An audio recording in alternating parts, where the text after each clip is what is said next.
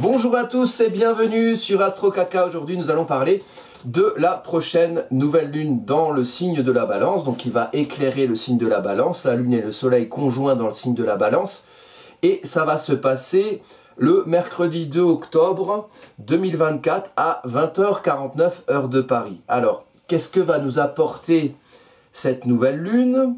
Pourquoi éclairer le signe de la Balance? Pourquoi éclairer le signe de la Balance maintenant? Et donc cette carte qui est derrière moi, qui est la conjonction exacte du soleil et de la lune dans le signe de la Balance, donc on va être à 10 degrés 04, pour ceux qui ont du 10 degrés 04 dans leur thème et particulièrement dans le signe de la Balance, vous pourriez être concerné et l'énergie du moment va éclairer ce point-là de votre thème. Qu'est-ce que vous avez en maison dans le signe de la Balance? La maison, un domaine de vie concret. Maison 1, l'identité, maison 2, la vie matérielle, maison 10, la vie socio-professionnelle, ce qu'on construit dans sa vie sociale.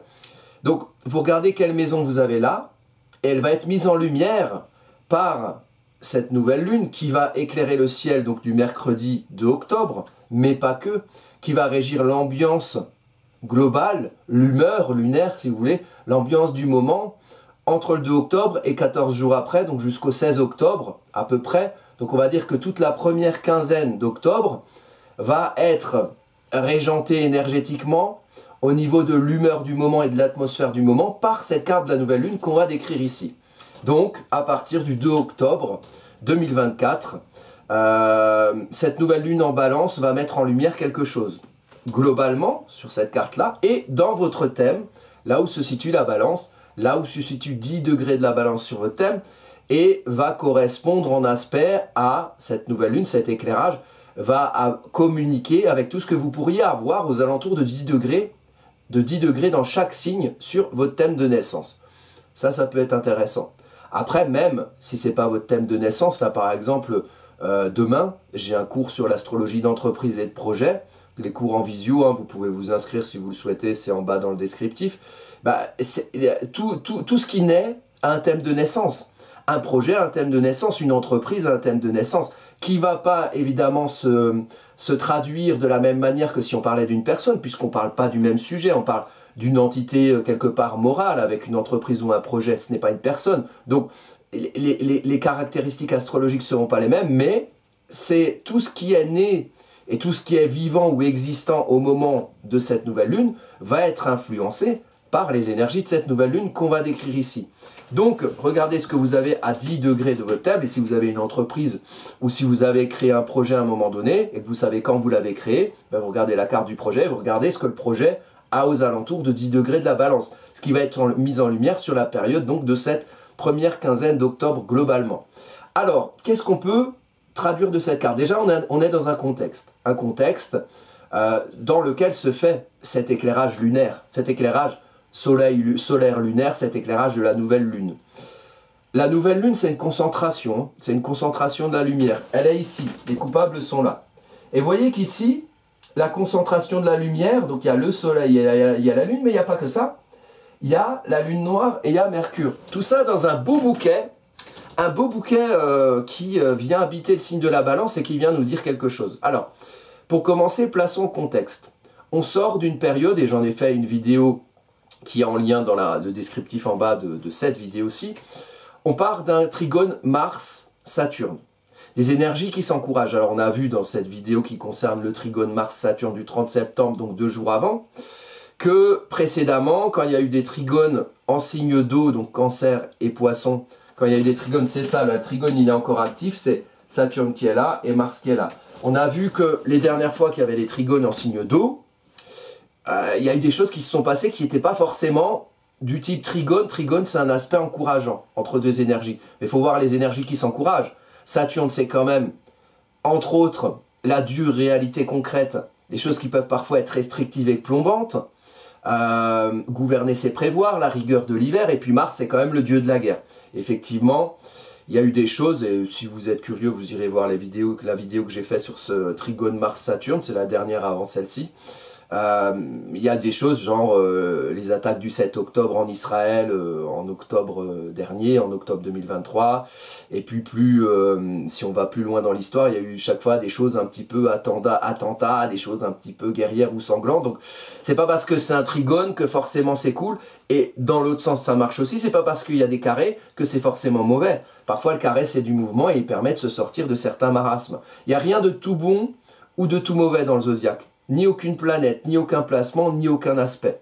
Ça dépend de ce qu'on en fait. Voilà. Et ça dépend du moment dans lequel ça arrive et de ce qu'on a besoin de faire au moment où l'aspect arrive, au moment où le transit arrive.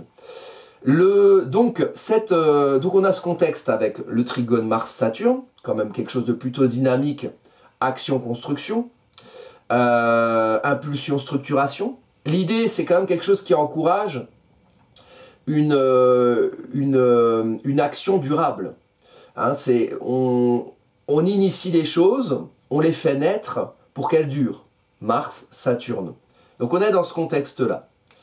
On est dans un contexte sous l'égide de cette nouvelle lune, puisque Mars, le trigone Mars-Saturne, ça arrive 2 jours avant. Sous l'égide énergétique de cette nouvelle lune, on va avoir 2 événements marquants. Pluton, qui est pour la dernière fois, donc qui termine le travail, qui déstructure l'institutionnel établi et les réalités concrètes saturniennes ou notre vision de celle-ci entre le 2 septembre et le 19 novembre. Après, Pluton passera définitivement en Verseau. Et dans ces 3 mois-là, importants, il y a une période qui est marquée. Et une période qui peut être importante. Une importance dans une période importante. Et ça se passe sous l'égide de cette nouvelle lune. C'est le moment où Pluton, qui rétrograde actuellement, donc Pluton il est là, vous voyez, en plus Pluton à côté du milieu du ciel, le milieu du ciel c'est quand même une sorte de porte-drapeau, c'est des choses qui se voient. Donc quelque part ici, Pluton a mis en visibilité en Capricorne.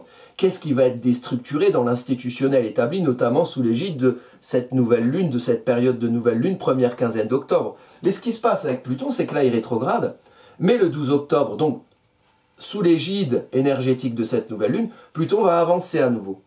Et ça va être pareil pour Jupiter, Jupiter qui se trouve ici. Là, Jupiter est à 21 degrés 16, à 21 degrés 20. Jupiter rétrograde. Donc on a Pluton qui passe en marche directe, sous l'égide de cette nouvelle lune, le 12 octobre. On en fera une vidéo. Et puis Jupiter qui va rétrograder et qui, de 21 degrés 20 du signe des Gémeaux, va arriver jusqu'à 11 degrés en début février 2025. Donc Jupiter entre dans sa phase de rétrogradation. Et ça commence le 10 octobre. 10 octobre, Jupiter change de sens, rétrograde. 12 octobre, Pluton change de sens, avance en prise directe. Tout ça, ça arrive sous l'égide de cette carte-là, qui marque l'ambiance conjoncturelle où des événements structurels, Pluton et Jupiter qui sont des planètes lentes, changent de direction. Et donc, il y a quelque chose à retenir de tout ça qui va se faire sous cette atmosphère énergétique. Alors, c'est quoi? Là, j'ai posé le contexte. C'est quoi cette atmosphère énergétique de cette nouvelle lune en balance? Alors, on a un éclairage de la balance. La balance, c'est l'équilibre. C'est le seul signe du zodiaque qui a un objet. On a l'équilibre entre le moi et le nous. Qui je suis et comment je m'équilibre avec l'autre.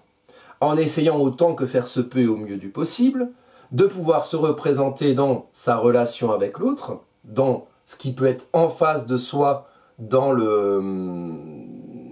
sur les 2 plateaux de la balance, le plateau du moi et le plateau du nous, en essayant autant que possible de trouver l'équilibre, de trouver l'équité, de ressentir la justice, puisque Vénus, c'est une planète de valorisation, de sensation, une planète de beauté, de séduction, et Vénus maîtrise la balance. Donc, ce qu'il faut faire avec la balance, le secret de la balance, c'est avant de vouloir trouver son équilibre avec l'autre, et avant de constater quelque part, même de manière instinctive, que les choses ne sont pas équilibrées, on est un peu frustré, on ressent l'injustice, on se sent incapable de décider dans l'indécision de la balance, mais on ressent que la relation avec l'autre n'est pas équilibrée. La première chose qu'il faut faire avec ce signe de la balance, et là vous regardez dans votre thème où vous avez la balance et quel domaine de maison ça concerne, qui va être éclairé sous l'égide de cette nouvelle lune, mais d'abord il faut conscientiser, c'est un signe d'air la balance. Avec l'air on comprend, avec l'air on explique, avec l'air même on lit relation, on communique. Donc là où il y a l'air, les éléments air, donc la balance, le verseau et les gémeaux, il faut essayer un petit peu d'être au clair. Et en premier lieu, charité bien ordonnée commence par soi-même, il faut commencer par être au clair avec soi. Donc c'est qu'est-ce qu'on doit comprendre de ce qui nous équilibre et des valeurs qu'on a, et de notre manière de nous aimer. Déjà, commencez par ça. Déjà, vous occupez de vous. C'est votre balance, elle est à vous. Et après, ben, vous mettez comme ça le relationnel, le poids de l'autre, et puis vous jaugez pour voir si c'est équilibré ou pas. Mais au départ, il faut comprendre qu'est-ce qui vous équilibre, quelles sont vos valeurs, pourquoi vous avez tel ou tel sens de la justice, qu'est-ce que vous estimez comme juste. Donc, il faut déjà le comprendre avant d'aller crier au loup « Ah, c'est injuste, c'est inéquitable », mais comprenez, c'est quoi, vous vous basez sur quoi?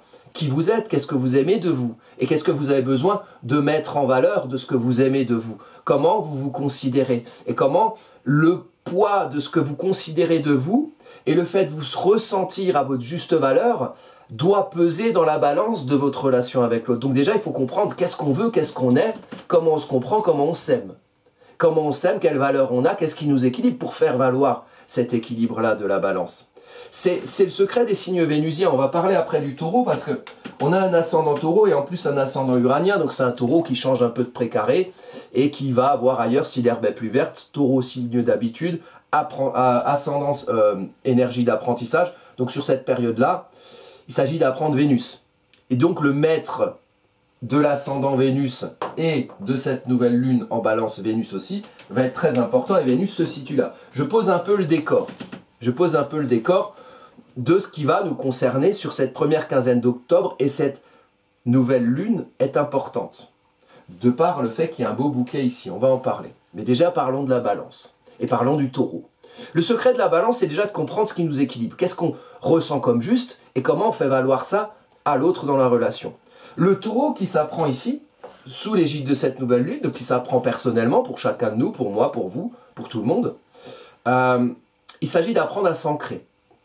D'apprendre à s'ancrer, d'apprendre à se trouver, à se sécuriser dans un précaré où on devient une vache, et vous avez tous de la vache en vous, là où vous avez le taureau dans le thème, donc là vous avez le taureau dans le thème, il faut que vous deveniez une putain de vache. Voilà. Une vache, c'est quoi? C'est cool, c'est tranquille, ça broute son herbe, ça regarde passer les trains, et ça veut qu'on lui foute la paix. Voilà. Mais pour qu'on vous foute la paix, il faut déjà que vous soyez en paix avec vous-même. Et donc, comme pour la balance, le premier vénusien qu'il faut chercher, c'est le vôtre. Et parfois dans le taureau, c'est comme dans la balance, il y a des gens qui vont essayer de trouver leur équilibre en cherchant les injustices chez tout le monde. Hein, alors qu'en fait, ils ne savent même pas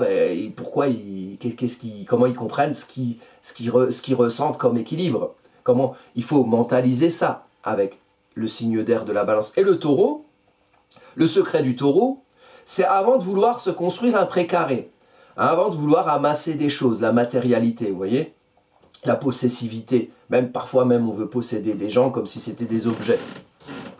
Avant ça, avant de se sécuriser par ce qu'on amasse, il faut déjà se sécuriser avec sa matière à soi, qui on est, son corps, valoriser son outil terrien, son corps, qui on est, comment on s'aime, comment on aime ce qu'on est, comment on aime sa matière, pour pouvoir ensuite trouver son précaré partout où on va. Et c'est ça le secret du taureau. Le taureau, il peut être mobile, la vache, elle a des petites papates, donc elle peut bouger quelque part. Et le secret du taureau, là, vous avez le taureau dans le thème, c'est trouver votre ancrage en tant que vous. Et comme vous avez des petites jambes, eh ben vous pourrez trouver votre ancrage partout si jamais vous étiez amené à bouger, même si c'est sûr que là où on a le taureau, à un moment donné, il faut se fixer, il faut s'ancrer. Mais d'abord en tant que soi. Et je dis ça pourquoi? Parce qu'on a Uranus à l'ascendant. Et Uranus à l'ascendant, ça veut dire que le taureau, dans ses habitudes, dans ses fixités, il a le feu qui lui souffle au cul. Uranus, planète de feu. Oui, je sais, il y en a qui disent que c'est des planètes d'air. Moi, je dis que c'est une planète de feu. Ou alors feu et air, les orages, le côté électrique, le côté qui pousse quelque part à la rébellion, qui pousse au mouvement, hein, qui pousse. C'est-à-dire que Uranus, c'est une planète d'innovation. Donc le taureau, ici, apprendre à s'ancrer, c'est apprendre à s'ancrer dans quelque chose qui innove, dans quelque chose qui bouge, dans quelque chose où on ne fait pas pareil. Et donc, il faut aller voir un petit peu en tant que nous, comment on s'ancre en tant que nous, et comment en tant que nous, on peut aller voir ailleurs si l'herbe est plus verte sur cette période-là. Peut-être une envie d'évolution, peut-être une évolution dans l'ancrage de ce qu'on comprend être, ou de ce qu'on ressent être, ou dans l'ancrage de ce dans quoi on se pose en tant qu'identité. Peut-être on a envie un peu d'être différent, peut-être on a envie d'évoluer. Peut-être on a envie d'évoluer pour trouver son équilibre. Et pour ici, maison 1, apprendre à s'ancrer dans une évolution, apprendre à changer de paradigme, voir ailleurs si l'herbe est plus verte en tant que soi, évoluer dans ce qu'on représente à soi-même ou dans ce qu'on représente pour les autres, comment on est posé en tant que soi, innover, apprendre cet ancrage-là dans le mouvement pour pouvoir s'équilibrer avec l'autre et s'affirmer. On est en maison 5 ici. La maison 1, c'est je suis. La maison 5, c'est j'affirme qui je suis. J'affirme mes créations personnelles.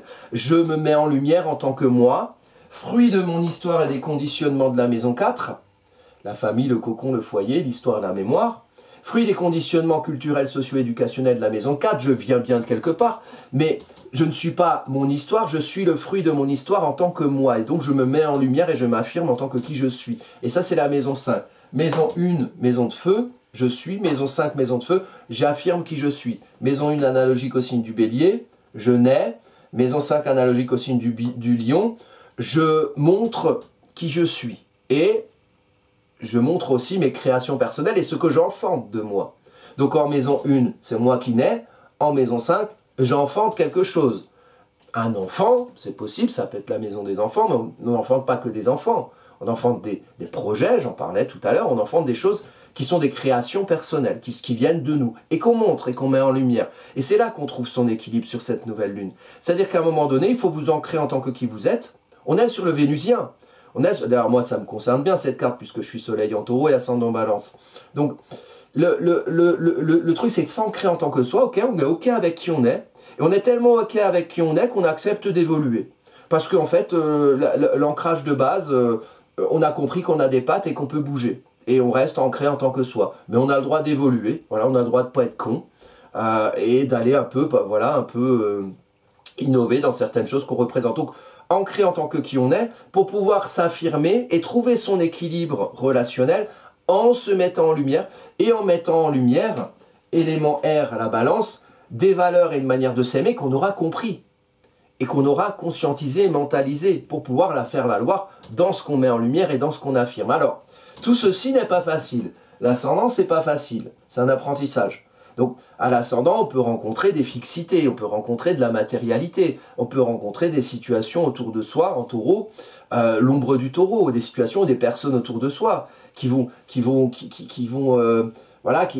partie des habitudes, et on a une habitude d'interagir avec eux, et ils peuvent peut-être nous retenir dans quelques précarés, dans une terre un peu sèche, sans sens.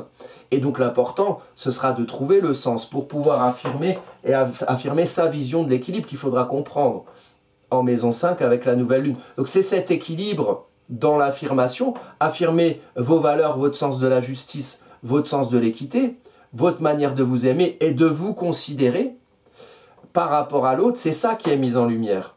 Et l'apprentissage, taureau, s'ancrer en tant que soi pour mettre en lumière quelque chose qui nous semble équilibré et lié relation à l'autre en s'affirmant soi, c'est quelque chose qui va être régi par cette Vénus-là, en Scorpion, que j'appelle moi la Vénus en zone de guerre. Pourquoi? Parce que Vénus est en exil en Scorpion. C'est une Vénus qui va aimer, Vénus j'aime, qui va aimer chercher, qui va aimer fouiller. Et il y a quelque chose qui empêche en Scorpion, c'est l'eau qui est troublée, c'est l'eau qui s'arrête, il faut comprendre pourquoi et qu'est-ce qui trouble l'eau. Et quelle vérité, au fond de tout ça, on trouve qui nous valorise et qui fait qu'on s'aime. Et qui correspond à nos valeurs profondes. Et donc Vénus ici maîtrise et la balance et donc cette nouvelle lune, et l'ascendant taureau avec Uranus. Évolution, innovation.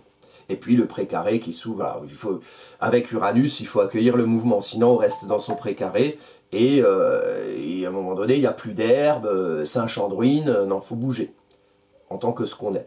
Et donc Vénus ici, en maison 6, domaine du fonctionnement quotidien, des organisations quotidiennes. La maison 6, c'est une maison qui pérennise la maison 5. J'affirme qui je suis en maison 5, je trouve mon équilibre dans ce que j'affirme, en comprenant les valeurs que j'affirme, le sens de la justice que j'affirme, ma considération pour moi-même que j'affirme, et du coup, j'ose, j'ai confiance en le fait de me mettre en lumière. Pour que ça s'ancre dans la terre, il faut le pérenniser dans un fonctionnement quotidien. Ok, je m'affirme dans un certain équilibre avec l'autre, mais après quoi? Après quoi? Comment je construis ça? Comment je rends ça durable? Et là, on est dans la maison 6. Comment je fonctionne au nom de cet équilibre que je dois représenter? Et cette vision de la justice et ces valeurs que j'ai, et cette manière que j'ai de m'aimer en m'affirmant. Donc comment je pérennise ça dans la terre, dans le fonctionnement quotidien? Et avec Vénus, il y a quelque chose dans le fonctionnement qui empêche, en Scorpion. Il y a quelque chose qui empêche d'être bien dans ces fonctionnements. Alors il faut comprendre quoi? Alors quand vous êtes dans votre quotidien, nanana, vous faites des choses chaque jour. Hein. Je prends un exemple à la con, vous habitez en banlieue parisienne et puis vous prenez le métro chaque matin pour aller bosser plus près de Paris. Voilà, et puis quotidiennement, vous tapez 3 heures de métro où tout le monde tire la gueule. Et donc ça fait partie de votre fonctionnement quotidien, de votre organisation, de la logistique, hein, tout ce qui est attrait à la maison, tout ce qui concerne la maison 6. Bon, bah pourquoi? Et pourquoi vous faites ça? Et pourquoi ça se passe comme ça? Et qu'est-ce qui ne vous correspond pas dans ce fonctionnement? Qu'est-ce qui ne va pas? Pourquoi cette organisation ne correspond pas à finalement une vérité du fond des choses qui pourrait vous valoriser dans un autre fonctionnement au sein duquel vous seriez plus en vérité avec vous-même que d'aller tirer la gueule 3 heures par jour dans des transports pour aller faire un boulot à la con. Bon, c'est un exemple, hein. Peut-être que le boulot il est bien ou peut-être que vous aimez le métro. Bon, moi quand j'ai pu y aller, j'ai constaté que les gens n'avaient pas l'air d'aimer. Mais en même temps je comprends, 3 heures dans les transports, on a peut-être autre chose à foutre. Mais ça fait partie d'une organisation quotidienne. Donc d'où ça vient? Vous voyez avec le Scorpion, l'élément eau, on va chercher le sens. D'où ça vient ça? Pourquoi on fonctionne comme ça? Qu'est-ce qui fait qu'on fonctionne comme ça? Et c'est qui a décidé qu'on fonctionnait comme ça? Et comment on pourrait fonctionner différemment? Alors on cherche. On cherche, là je prends cet exemple du métro, mais ça peut être plein de choses. Des choses qu'on fait au quotidien. Mais en fait, qui a décidé qu'on faisait comme ça, de cette manière? Pourquoi on fait de cette manière? Et comment ça empêche finalement d'être bien dans son fonctionnement quotidien? Voilà, on va chercher, alors s'il y a des fonctionnements qui vous conviennent, c'est très bien, mais là avec le Scorpion, on va chercher la merde, on va chercher ce qui ne convient pas. Et donc on va chercher au fond, et l'idée c'est de pouvoir vous formaliser une vérité de fonctionnement et d'organisation concrète quotidienne dans lesquelles vous pourriez être mieux, pour pouvoir les exprimer, et pour pouvoir les faire vivre. Et ça correspond, et ça régit, c'est-à-dire que si il s'agit d'affirmer ses valeurs, qui on est, comment on s'équilibre avec l'autre, s'il s'agit de s'ancrer en tant que soi et de bouger certaines choses qui nous représentent, bah, c'est quelque part en fonction de votre capacité à comprendre ce que vous vivez actuellement, le précaré actuel duquel vous devez bouger, et de ce qui vous semble, en tant que vous-même par rapport aux autres, injuste.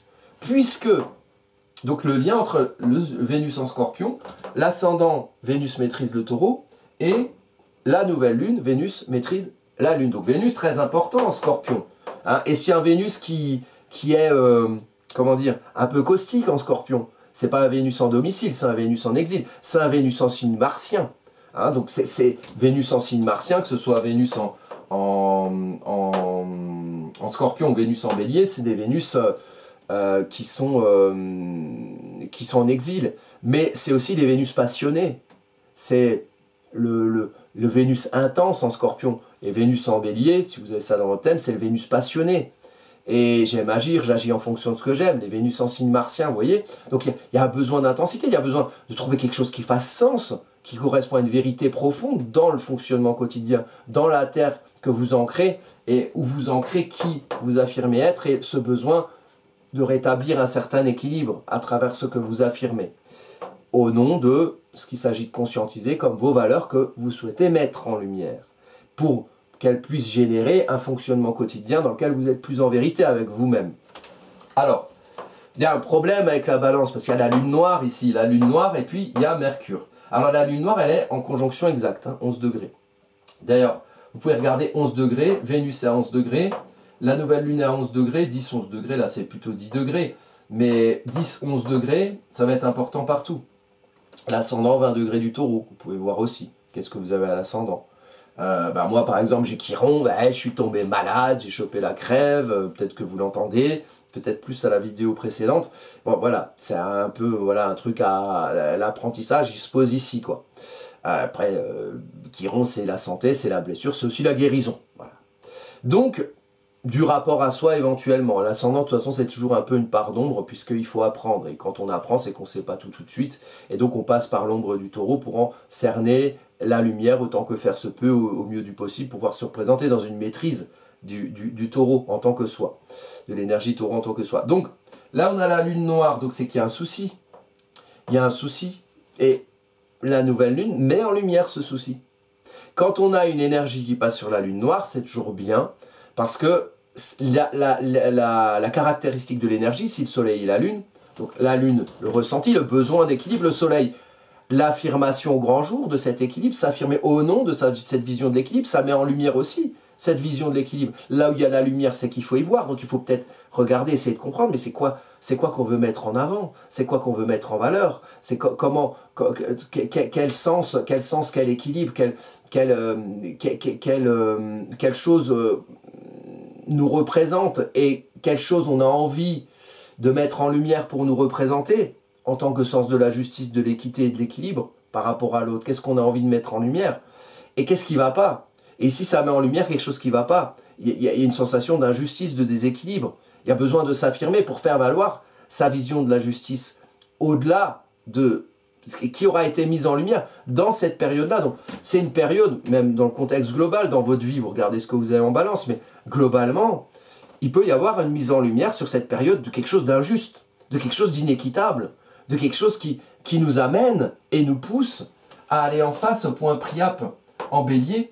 Et là, on trouve pas loin, à 6 degrés, on trouve le nœud lunaire nord, et on trouve la maison 11. La maison 11, c'est la vie sociale. On a besoin d'affirmer des choses qui correspondent à ses valeurs à soi. Et peut-être que un point de recul intéressant pour cette lune noire, ce serait de voir dans votre vie sociale, dans la manière dont vous véhiculez qui vous êtes dans votre monde social, dans les réseaux sociaux, les réseaux de communication, même ici. Comment vous êtes capable ou non d'agir? Quel est votre rapport à l'action, à l'initiation, à l'entreprise, au fait de faire, au fait d'activer? Comment vous vous sentez capable finalement de prendre des décisions dans votre vie sociale? Ou non? Et au nom de quoi vous prenez ces décisions? Au nom de quelles valeurs, Balance? Et comment ces valeurs que vous pourriez avoir, ou même que vous ne conscientisez pas forcément et qui sont mises en lumière ici, quel est ce sens de la justice et de l'équité que vous pourriez activer, véhiculer dans votre vie sociale par l'action, par ce que vous faites? Donc, il y a quelque chose ici qui pousse, puisque le nœud lunaire sud va être sur cette nouvelle lune. Donc, le nœud lunaire sud, une lumière qu'on a dans le dos, ça tombe bien, il y a toutes les lumières là. La lumière du besoin d'équilibre, la lumière de l'affirmation de l'équilibre. Qu'est-ce qui, ici, éclaire dans notre dos pour nous mener vers la voie du nœud lunaire nord, pour nous mener vers le fait d'agir dans notre monde social et de prendre des décisions et d'entreprendre des choses qui soient le fruit de ce qu'on aura compris, de ce qui nous équilibre et de ce qu'on aura compris qui, dans l'actualité de cette période, n'est pas forcément équilibré et qu'il s'agit de faire valoir, vous voyez. Donc, il y a quelque chose de justicier ici. Donc, à mon avis, sur cette période, comme il y a beaucoup de choses qui remuent sur cette période plutonienne en Capricorne, avec Jupiter qui change de sens aussi, qui passe en rétrograde, le pouvoir jupitérien, il est ici Jupiter, hein, il est entre la maison 1 et la maison 2. Donc, entre le je suis et comment j'ancre qui je suis dans la terre, dans une manière de vivre, de gagner ma vie. Jupiter avance et il va reculer. Le pouvoir, la question d'espace, d'expansion, le pouvoir d'être au clair aussi, Jupiter, va arriver en mode plus introspectif, plus rétrograde. Jupiter va rétrograder, là ici symboliquement, il va revenir vers la maison 1. Il est en maison 2, il revient vers la maison 1. Donc, je prends ma place, je prends mon espace, je me comprends dans une manière de vivre et je réfléchis à comment finalement ça correspond à qui je suis et comment je prends mon espace en tant que moi, à travers l'espace dans lequel je m'ancre. Et comment je suis au clair avec ça, avec les Gémeaux. Comment je me comprends, comment je communique et comment je prends ma place dans quelque chose de rationnel où je suis parmi les autres et j'interagis. Et comment j'ai ma place là-dedans et comment je comprends ma place.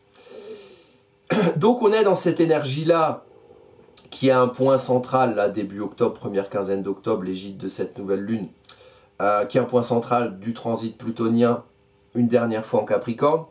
Donc Pluton n'aura plus l'occasion de détruire l'institutionnellement établi après ça, symboliquement. Donc il va bien finir le travail et je pense que là, ici, ça peut générer une mise en lumière de choses où on va ressentir tous globalement des choses, des sensations d'injustice, des choses qui ne nous semblent pas équilibrées. Et ça va donc mettre en lumière ce qui ne va pas, pour nous mettre en lumière, nous, dans éventuellement le fait de faire valoir ce qui nous irait mieux, par ce qu'on fait dans le monde social. Donc après, le côté mouvements sociaux, c'est possible aussi sur cette période. Mais il peut y avoir une mise en lumière de quelque chose qui est complètement déséquilibré et qui paraît très injuste à pas mal de gens. Parce que très mise en lumière. Et il y a quelque chose avec Mercure à comprendre. Donc on retrouve un Mercure à 11 degrés. Regardez ce que vous avez à 11 degrés. Moi par exemple, j'ai mon soleil à 11 degrés du Taureau. Donc je sais que il va être dans la maison 12 du thème. Je vous fais l'exemple par rapport à moi pour que vous le fassiez pour vous. J'ai mon soleil qui éclaire la maison 12, donc le ressenti, comment je m'ancre en tant que moi-même. Et donc ce soleil-là, il va être en lien avec Vénus à 11 degrés, il va être en lien avec Mercure à 11 degrés, et puis la lune, là, la nouvelle lune avec la lune noire, qui sont à 10 degrés, donc aussi en lien. Donc le côté 11 degrés sur votre thème, vous pouvez regarder un petit peu partout. Et on a dans cette maison 2, on a aussi Mars. Donc Mars et Jupiter. Il est encore du côté de la maison 2, Jupiter. Donc il y a quelque chose qui concerne la vie concrète. Et Jupiter, il faut être au clair avec l'espace qu'on prend. Quel espace prend la vie matérielle, comment ça prend de la place, et comment on est au clair avec ce qu'on vit, la manière de vivre, la façon de vivre, et comment on s'y comprend et comment on s'y fait comprendre. Et Mars en chute en Cancer, le bélier dans le salon, donc reconsidérer des zones de confort et révéler les choses aussi pareil qui ne vont pas émotionnellement dans le rapport à soi. Avec le Cancer, il faut être comme à la maison. Donc ici l'idée c'est de réussir à autant que faire se peut être comme à la maison dans sa vie, sa manière de vivre, donc se sentir bien. Donc comme dans un cocon, sécurisant, bienveillant, émotionnellement, affectivement, mais Mars amène le mouvement. Des planètes de feu dans des signes qui aiment bien les choses qui restent pareilles, type Cancer, Taureau, Balance, forcément il y a des choses à bouger. Alors là on a le feu, Uranus en Taureau, donc les précarés matériels, le rapport à soi, il s'agit d'évoluer dans certaines choses. Dans la vie matérielle, analogique au signe du Taureau d'ailleurs, la maison 2, on a le Cancer, besoin de trouver son confort affectif dans la manière de vivre, mais Mars vient mettre du feu, donc vient mettre du mouvement, donc la nécessité de bouger. Donc il y a beaucoup de choses qui bougent, et puis l'autre signe qui aime bien que ça reste pareil, pour que ce soit équilibré, la Balance, là du coup il y a une lune noire, et puis il y a toute la lumière solaire, lunaire qui est dessus. Et il y a des choses à comprendre finalement, il y a des choses à conscientiser. Quand je parlais de conscientiser la Balance, on a un bel atout pour ça. Mercure en signe d'air, Mercure aime bien les signes d'air. C'est comme un facteur Mercure, dans l'air c'est plus fluide, le message passe plus vite. Mercure en général, vous regardez dans votre thème natal, en signe d'eau il est plus challengé, mais en même temps Mercure en signe d'eau va obliger à comprendre et à rationaliser des questions émotionnelles. Mais le facteur, quand il est dans l'eau, il va moins vite. Donc forcément, c'est un challenge pour Mercure. Mercure est plus à l'aise dans les signes d'air. Et donc là, on a un Mercure quand même à l'aise pour comprendre. Et puis, on a aussi Junon, qui se situe là, toujours du côté de la maison 5. Junon, c'est le lien contractuel, le lien affectif, les deux dans le couple, les gens avec qui vous êtes liés. Et les liens, ça peut aussi être des menottes. Il y a quelque chose dans le lien aux autres. C'est s'affirmer soi dans le lien aux autres. S'affirmer ça, soit dans les relations avec qui on se lie, plutôt les proches, même si c'est professionnel. Les gens vraiment qui sont en lien avec nous, comment on s'affirme au nom de ce qui nous équilibre nous, et comment on s'affirme avec l'autre, et éventuellement comment on s'affirme avec l'autre pour générer quelque chose qui se fait, quelque chose qui agit dans le monde social, ou qui agite. C'est pour pour ça que je parlais de mouvements sociaux, éventuellement au nom d'une vision de la justice qui réunirait les gens, qui ferait que les gens ensemble, entre eux, puissent décider que ils se comprennent dans telle ou telle valeur, dans telle ou telle notion de l'équilibre, et que visiblement sur cette période, il y a une mise en lumière de quelque chose qui ne convient pas. Voilà. Après, vous en faites ce que vous voulez. Et puis, bon, ben, Pluton, milieu du ciel, on a Pluton qui est important sur cette période et qui est souligné dans cette carte. Pluton, milieu du ciel, c'est un Pluton proche d'un point d'angle. Milieu du ciel, c'est l'accomplissement social professionnel. On a ça du côté de la maison 9, l'expression sociale, exprimer qui on est dans le monde social, ses avis, ses idées, transmettre, apprendre aussi. Donc c'est... moi je ne sais pas comment ça va se passer. C'est comme une impression qu'il puisse y avoir un événement qui met en lumière quelque chose d'injuste et que ça génère des mécontentements et des besoins d'affirmation de ces valeurs au-delà de ce qui a été constaté comme déséquilibre, menant vers une action au niveau vie sociale. Ça peut vous être très personnel, ça peut concerner le collectif, voilà. Donc, bah écoutez, moi je vais vous laisser avec ces quelques considérations. Je vous donne rendez-vous la prochaine fois pour de prochaines vidéos. Si vous souhaitez, alors c'est demain, toutes mes vidéos sortent le dimanche à 9 h, donc le petit rendez-vous du petit-déj du dimanche matin. Le lendemain, à chaque fois, à 14 h, il y a un cours en visio. Et donc, si vous souhaitez venir me voir, il y a différents sujets de cours, vous allez sur les cours d'astrologie et vous allez voir qu'il y a, hop, tac, si on va dessus, les cours, voilà, cours d'astrologie, vous avez les cours en téléchargement, c'est des cours à l'achat, il y en a 11 pour le moment, avec des vidéos et des supports écrits, pour apprendre de chez vous quand vous voulez. Et puis il y a des cours en visio, le lundi à 14 h et toutes les 3 semaines le samedi à 10 h du matin. Et donc les cours en visioconférence, si on clique dessus du coup, on va voir des dates. Donc là c'était la semaine dernière, c'était la lune noire. Et là cette semaine c'est l'astrologie d'entreprise et de projet. Et si jamais vous voulez vous inscrire, c'est demain 23 septembre à 14 h. Et chaque semaine il y en aura d'autres, l'astrologie de projet, ensuite il y a un cours sur les nœuds lunaires, il y a un cours sur les astéroïdes, il y a un cours sur Chiron, il y a un cours sur Soleil et la Lune, il y a un cours sur l'ascendant, il y a un cours sur le monde du travail en astro. Donc il y a ces 8 cours différents, il me semble. Et puis il y a les cours d'astrologie aussi qui sont à l'achat. Alors ça, je vous montre rapidement. Il y a différents sujets. En fait, c'est la base, les planètes, les signes, les maisons, les aspects. Et puis le module 2, c'est les techniques, donc comment faire une révolution solaire, une étude en transit, une synastrie, l'astro-histoire, l'astro-mondial, etc. Donc voilà, petite pub personnelle, si jamais ça vous dit, eh ben vous allez sur les liens qui sont en bas de la vidéo. Et pour le contexte actuel, il y a aussi d'autres vidéos qui peuvent être intéressantes et complémentaires. Il y a donc le transit Saturne-Trigone-Mars, qui est intéressant. Et puis cette pleine lune, la dernière pleine lune là, qui était bien puissante pendant une éclipse en plus. Et il y a une autre vidéo, c'est celle-ci, est-ce qu'on la voit? Je ne sais pas, elle est par là, non on la voit pas. C'est Pluton en Capricorne qui fait partie du contexte actuel. Voilà. Bon bah écoutez, sur ce, je vous remercie et je vous dis à bientôt pour de prochaines vidéos.